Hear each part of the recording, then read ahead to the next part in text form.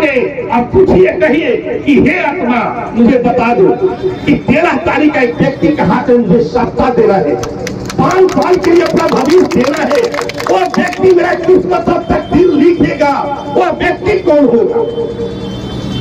वो व्यक्ति कौन होगा?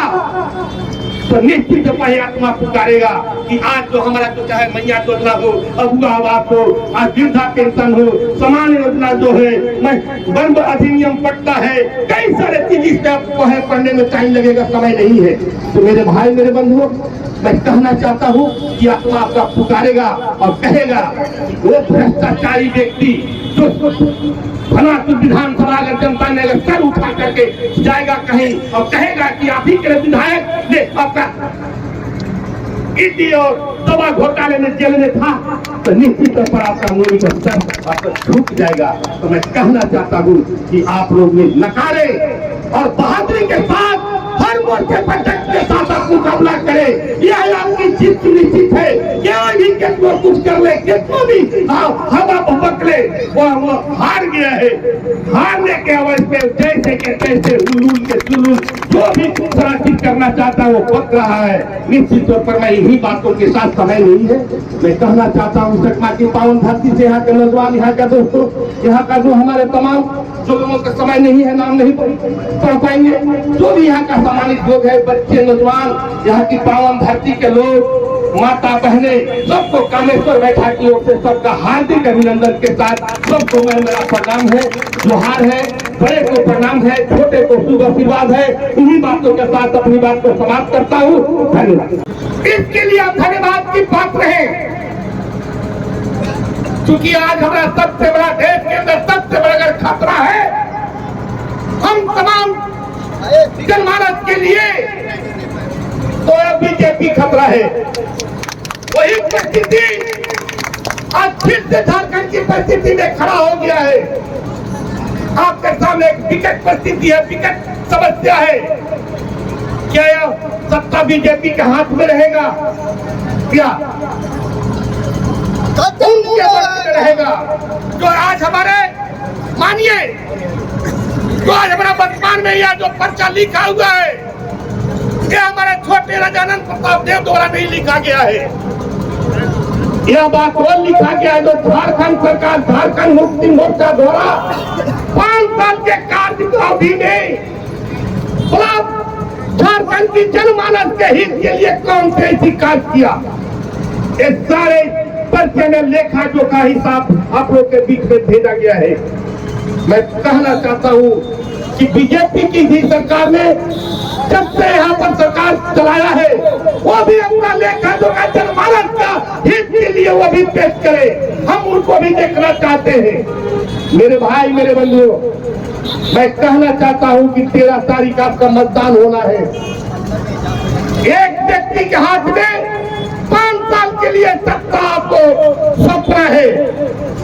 वह व्यक्ति 5 साल तक झारखंड के जो कुर्सी पर बैठेगा, विधानसभा में बैठेगा, आपका मालिक बन करके बैठेगा।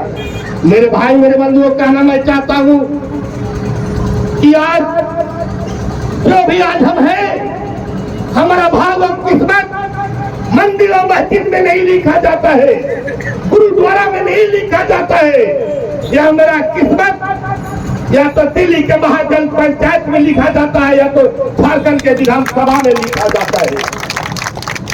मेरे भाई मेरे बंधुओं, मेरे भाई मेरे बंधुओं, ये आपको तय करना होगा कि कौन ऐसा व्यक्ति है जो हमारा दिल्ली झारखंड के विधानसभा का रांची के हुकूमत के कुर्सी पर बैठेगा। ये आपको तय करना है, क्योंकि आप 5 साल के लिए, 5 साल के बाद अब तक आप लोग कुछ नहीं बोलेंगे। आपको सोच और समझ करके विवेक से ही आपको काम लेना होगा, समझना होगा वो व्यक्ति कौन होगा। मेरे भाई मेरे बंधुओं, अब करिए मूल्यांकन, करिए इनके बारे में मूल्यांकन। जो आज हमारा प्रत्याशी हमारे बीच में हमारे छोटा भाई खड़े हैं, करिए इनका मूल्यांकन और करिए उनका मूल्यांकन। जो आज तक 3 बार शासन चलाया, करिए करिए उनका मूल्यांकन। अभी हमारे जोगिंदर यादव जी ने कह रहा था, मैं सबको नाम को संबोधित करूंगा बाद में, क्योंकि समय नहीं है। ये आचार संहिता है, आचार संहिता में पाबंदी है बोलने का, समय का। मैं सबको नाम लूंगा। हमारे कह रहे थे नौजवान उजवान बड़ी जोश से बोल रहा था कि आज भानु जी के क्या कारनामे हैं, अपने कार्यकाल में क्या किया, कैसे किया। आज उनके ऊपर कितना भी बखान उछाल ले, लेकिन आज निश्चित तौर पर यह जो भलापुर विधानसभा का मूरी जो आम लोगों के बीच में जब चर्चा होता है, तो उन लोगों को सामने जब चर्चा होगा तो सबका मूरी नीचे गिर जाता है। चाहे वो चपला हुसैनाबाद का कमलेश सिंह हो, चाहे भलापुर का भानु विधायक भानु प्रताप शाही हो, चाहे एनोसर का हो, चाहे हरिनारायण राय हो, चाहे मधु कोड़ा हो।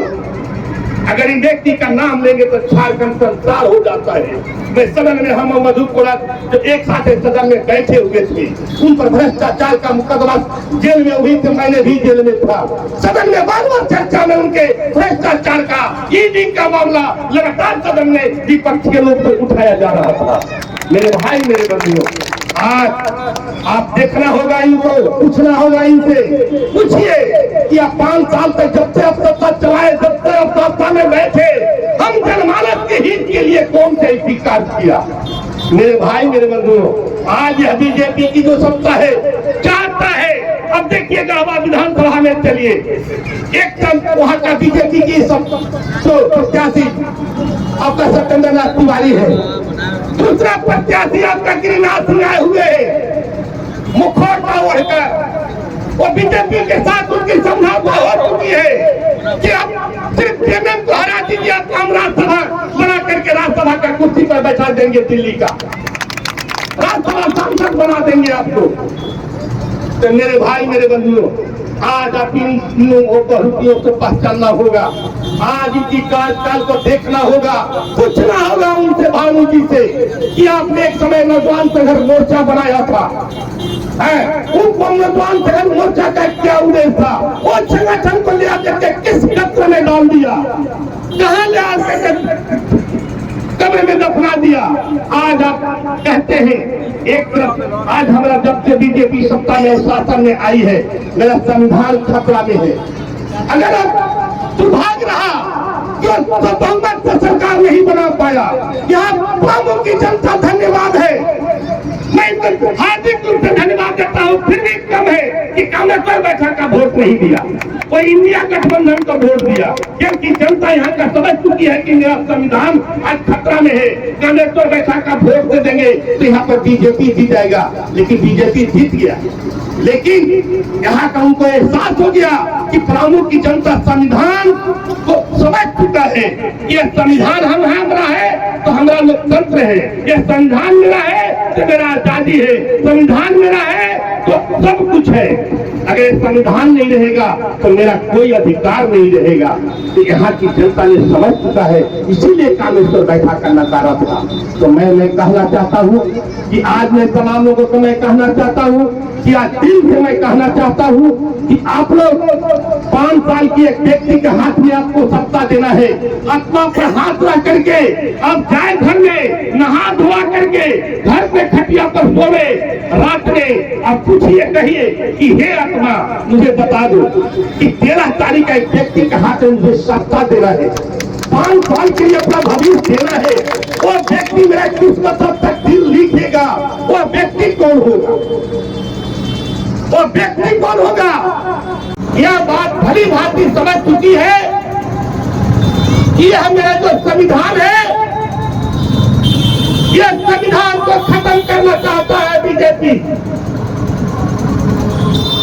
और जनता प्रमुख की जनता, यहाँ की माता बहने भाई बंधुओं ने संविधान बचाने के लिए कामेश्वर बैठक को बीजेपी के दलाल कह करके नकार दिया, वोट कटवा कह करके नकार दिया, और मुझे वोट चुनाव में जिंदाबाद जिंदाबाद।